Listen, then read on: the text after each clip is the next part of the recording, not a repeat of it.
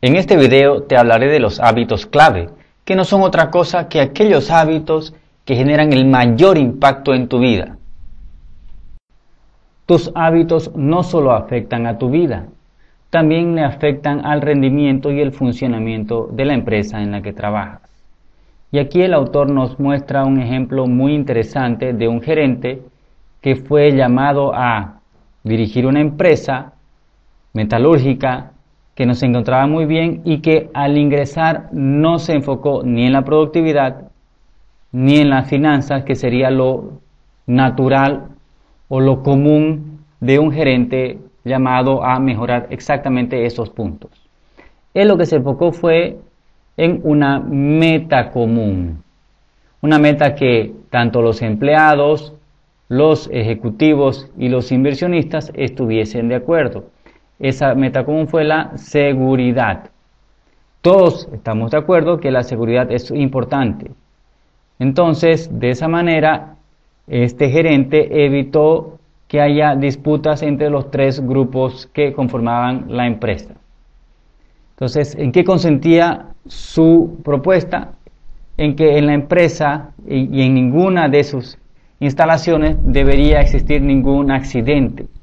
No se permitía que ninguna persona sufriese algún tipo de problemas durante su estadía dentro de estas instalaciones. Eso es bastante difícil de lograr en una empresa metalúrgica.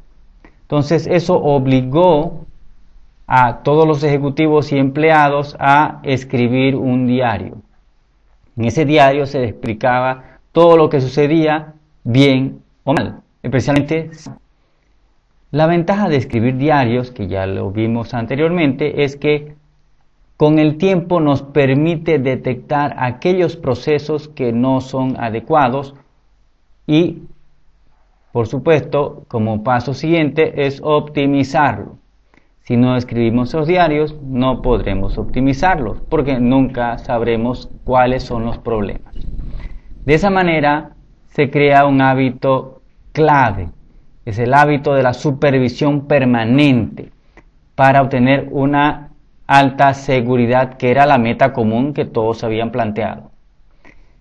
El generar ese hábito se convierte en lo que se llama un hábito clave, que genera una reacción en cadena, es decir, crea, modifica y aumenta otros hábitos que permiten lograr ese hábito clave y la meta común. Es muy difícil implementar estos hábitos porque son muchos, pero es mucho más fácil hacerlo a través de un hábito clave, que es el que los genera. ¿Qué se logró en esa empresa al crear todo ese conjunto de hábitos? Hubieron, por supuesto, beneficios colaterales. La seguridad, seguro que sí, fue lograda, pero los beneficios colaterales en rendimiento, productividad, ganancia de la empresa y mejor ambiente de trabajo fueron muy elevados. Más elevados que lo que se hubiese esperado si el gerente se hubiese enfocado en la productividad y las finanzas. Todos alineados. Al tener todos la meta común, que es la seguridad, todos están alineados en lograr esa meta común, porque todos se benefician de la seguridad. Todos los empleados quieren volver a su casa sanos, por supuesto que sí. La rentabilidad es algo que al empleado no le interesa, porque a él lo único que le interesa es que le paguen a fin de mes. La rentabilidad no es su problema, lo que es su problema es la seguridad. Y es eso justamente lo que hizo este gerente. Enfocarse en la seguridad, que es una meta que los mantiene a todos alineados. Si todos están alineados, se llega a la meta, porque todos empujan hacia el mismo lugar. Entonces, de esa manera se logra de una manera más eficiente el conseguir esa meta común. Entonces, ¿qué es un hábito clave? Un hábito clave no es otra cosa que un hábito tan intenso, tan poderoso, que permite modificar otros hábitos existentes y crear nuevos hábitos que lo acompañan para lograr su objetivo de cumplir ese hábito. Es un hábito entonces que nos puede servir de mucho para poder conseguir de manera más sencilla crear y modificar otro conjunto de hábitos. El enfocarse en uno por uno en general resulta muy difícil. Es por eso la importancia de este hábito. Es más sencillo enfocarse en uno solo, tal cual viste el ejemplo anterior, y a través de ese lograr la modificación de todos los demás que nos interesan. Es por eso que nos enfocaremos en conseguir y reconocer cuáles son esos hábitos clave. En el libro, el autor nos da un ejemplo de un hábito clave que tenía ese personaje. Y ese hábito clave era elaborar listas. Ese personaje, ese gerente, elaboraba listas de todo. De listas de supermercado, listas de cosas por hacer, listas de datos, listas de todo lo que se le presentaba. Él escribía listas y las guardaba, por supuesto, de nada sirve botarlas, todo el tiempo. ¿Qué lograba con esas listas? Que eso es un hábito. Lograba organizar su tarea del día, organizar las estrategias de la semana o del mes. Lograba priorizar cuáles tareas eran más importantes que otras. Por supuesto, la eficiencia. De esa manera lograba resultados más importantes con menos recursos y de almacenarlo por mucho tiempo obtenía una base de datos que en un principio no era útil, pero con el tiempo, a la medida que tenía más información, esa base de datos se hacía cada vez más valiosa. ¿Por qué? Sencillo, con la información uno puede inferir soluciones, mirando patrones que se van generando a lo largo del tiempo. Es una fuente enorme de estadística, de saber cuáles problemas comunes tienen cuáles soluciones más comunes y de esa manera es más eficiente resolverlo. Infiere qué causa y qué efecto. Y en el caso de hábitos, cuál es la pista y cuál es el premio, tal cual hemos visto en láminas anteriores. ¿Qué logra con descubrir la pista y el premio? Detectar hábitos, no solo en las personas, sino en las instituciones. Es mucho más difícil analizar psicológicamente una institución, porque no es una persona, sino un conjunto de personas.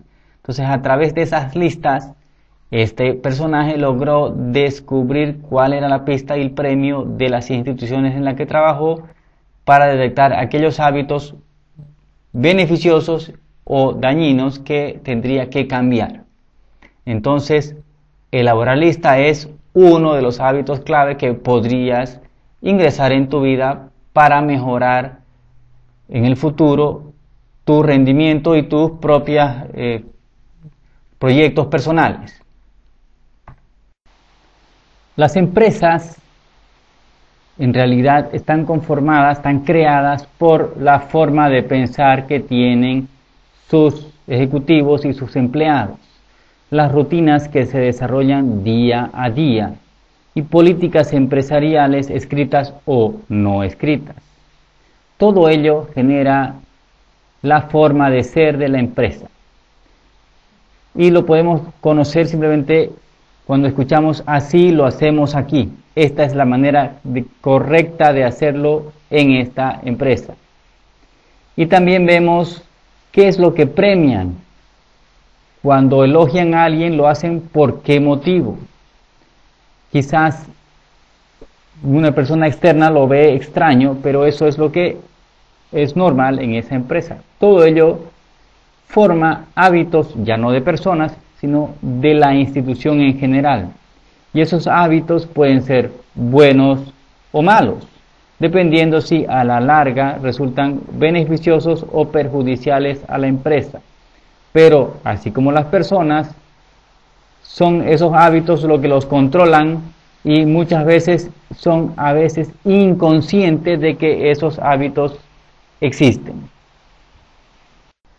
Para lograr mejorar el rendimiento de una empresa utilizando el mecanismo que vimos anteriormente, primero tenemos que determinar una situación deseada por todos, algo que les convenga hacer a todos los involucrados, empleados, ejecutivos y inversionistas.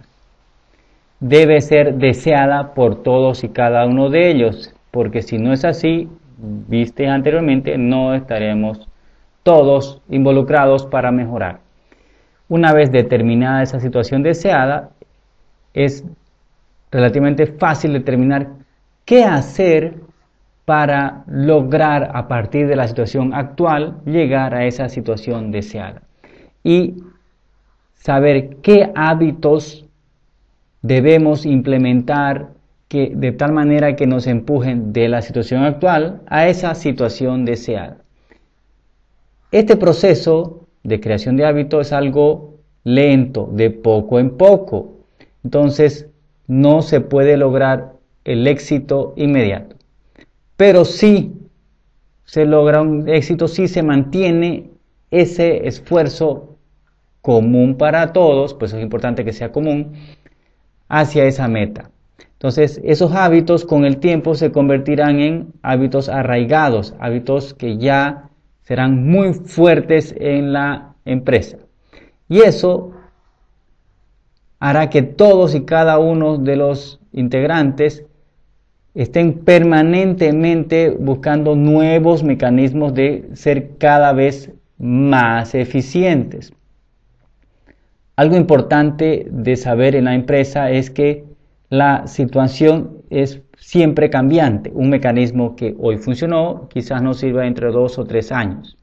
Pero si tengo un hábito arraigado de la mejora continua, estaré permanentemente buscando cuáles mecanismos puedo mejorar y estaré permanentemente pendiente de cómo ser más eficiente. En definitiva, lo que se obtiene es un efecto colateral de beneficios financieros para todos y de seguridad, de mejor ambiente de trabajo y todo aquello que involucra tener una empresa mejor. Volviendo a esa empresa metalurgia, aquí te muestro el proceso de cómo lograron ser rentables. Primero, se entrenó al personal en la eficiencia y seguridad de los procesos. No nos interesaba en ese momento el aumentar la rentabilidad ni la productividad, era la seguridad, es lo crítico. Entonces, si yo quiero más seguridad, por supuesto, tengo que analizar todos los procesos involucrados y determinar aquellos que me generan más riesgo en el empleado. No siempre se lograba eliminar el riesgo. Entonces, en aquellas situaciones en que sí había accidente, se tenía que analizar por qué hubo ese accidente. De esa manera, se lograba descubrir el culpable del accidente, qué procedimiento, qué material, qué máquina generó el accidente y aumentaba la seguridad. ¿Qué pasa si se tiene mucha más seguridad, que era la meta inicial? Se hacía cada vez mejor.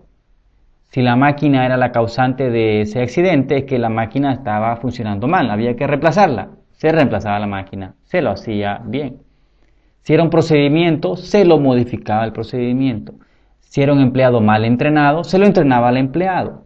De esa manera se lograba hacerlo cada vez mejor, hacerlo bien. Y eso se reproducía en una mayor rentabilidad porque ese empleado, esa máquina, ese procedimiento generaba más producto y por lo tanto más ingresos a la empresa. Era mucho más rentable que antes. Con ese enfoque de seguridad en mente, el procedimiento que tendría que seguir todos los empleados y sobre todo los supervisores de esa industria metalúrgica era, al momento de que ocurrió el accidente, él tendría que generar un reporte. Ese reporte debería indicar el por qué sucedió ese accidente.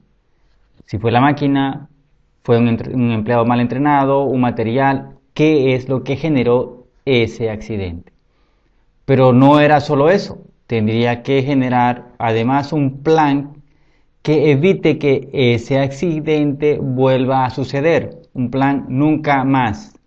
Está bien, el primer accidente es pasable, pero nunca más debe suceder ese accidente por ese motivo.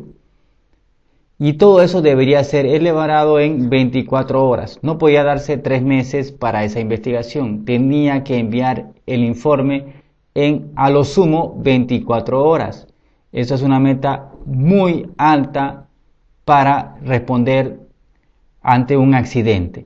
Entonces eso obligaba a ser cada vez más proactivo en la empresa para evitar esos accidentes o tener ya predefinidos potenciales accidentes con potenciales soluciones para que al momento de ocurrir el accidente tenga ese tiempo para responder. Porque si no se lo hace de esa manera, 24 horas es demasiado poco tiempo para elaborar este informe. Entonces, la proactividad, que es otro hábito, fue inmediatamente impulsado gracias a ese hábito clave de la seguridad. La elección de 24 horas para dar un reporte completo de una falla con potenciales soluciones no es algo caprichoso. Sabes que es muy poco tiempo, pero ¿qué obliga el tener tan poco tiempo? Obliga a que los empleados tengan que reportar la falla inmediatamente en el momento que la conocen. No más tarde, no en el final del trabajo, inmediatamente. Y eso obliga a que todos estén de manera permanente supervisando todos los procesos. Ya no pueden ver su celular o leerse el periódico, tienen que estar permanentemente alertas. Los supervisores y los empleados, todos los empleados y todos los involucrados están alerta permanentemente. Eso es un hábito que está siendo impulsado por el hábito de la seguridad. Pero no solo alertas a lo que sucede, sino alertas a posibles causas de accidente y, por supuesto, posibles soluciones para evitar esos accidentes, porque la idea es evitar que suceda. Es que 24 horas es muy poco tiempo. Es mejor listar planes por anticipado que eviten esos accidentes. ¿Qué obliga también? Obliga a que haya un excelente sistema de comunicación rápido y participativo. Todos los empleados deben comunicar no solo el accidente, sino aquellas sugerencias que se les ocurren para evitar que existan esos accidentes. Porque todo tiene que estar prehecho de tal manera que, en caso de que haya el accidente, resulta fácil elaborar esos informes. ¿Qué logramos con un personal comunicativo, rápido y participativo? Por supuesto, alta eficiencia. Y esa alta eficiencia representa rentabilidad para la empresa. Empezamos con la búsqueda de la seguridad, no la rentabilidad, pero por el proceso y por las altas metas de comunicación, la rentabilidad surge naturalmente.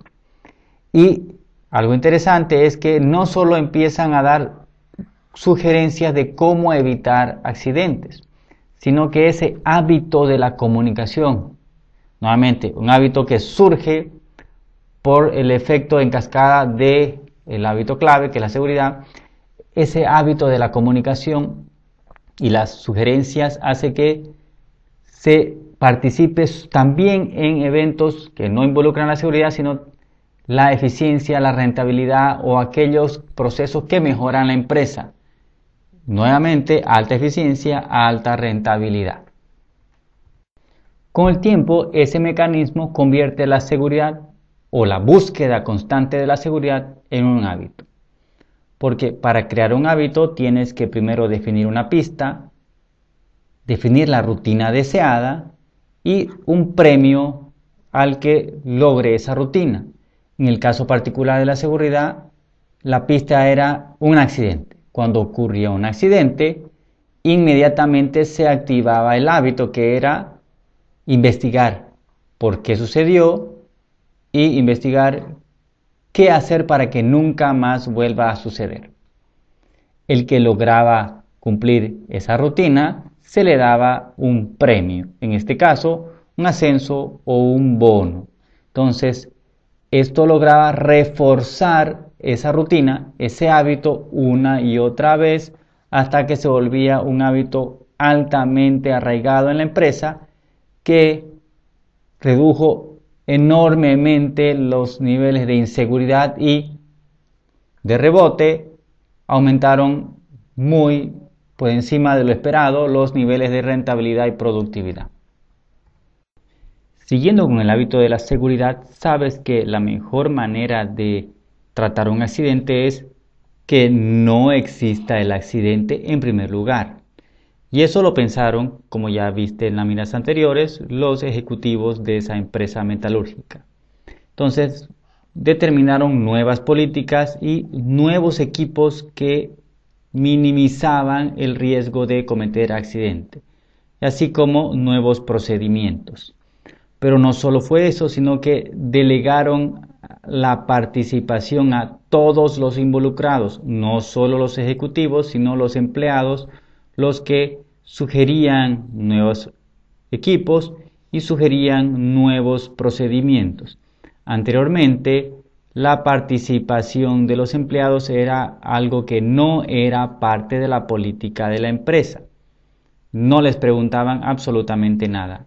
Luego de la imposición de la seguridad, todo cambió y como consecuencia de la mejora de la seguridad, también hubo una mejora de la rentabilidad, que era lo que en definitiva los inversionistas querían y que surgió de manera indirecta gracias a la seguridad.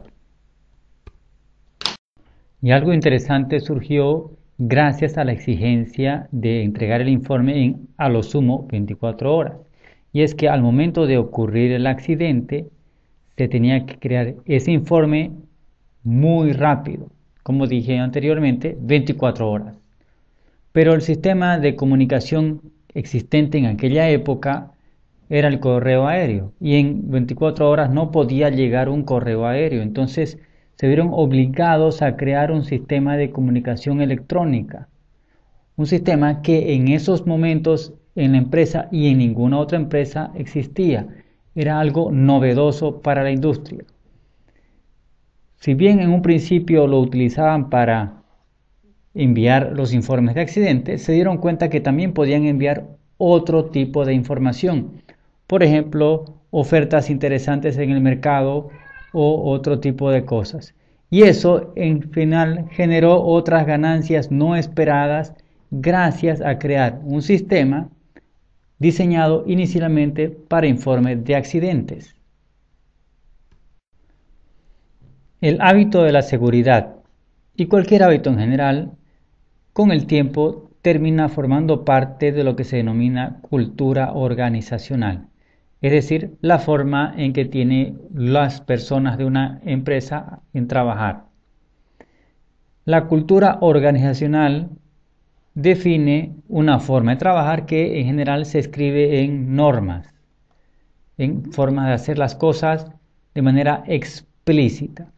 Pero los hábitos, que son acciones inconscientes, también están incluidas en la norma de manera implícita, ya sea con normas escritas o inclusive con normas no escritas, pero aceptadas por la comunidad.